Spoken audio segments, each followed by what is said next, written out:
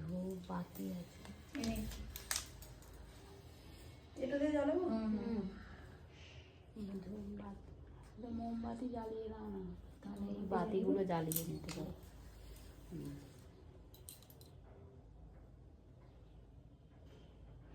মাও আসছো কিন্তু ভিডিওতে সামলে, আমি মাকে বলছি।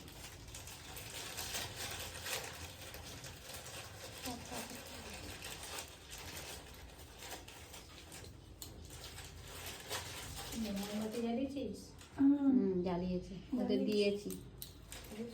স্পেশাল লাভ লাভ।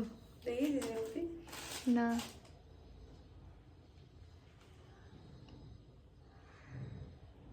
এটা এখানে রাখবো না? ওখানেই রাখো।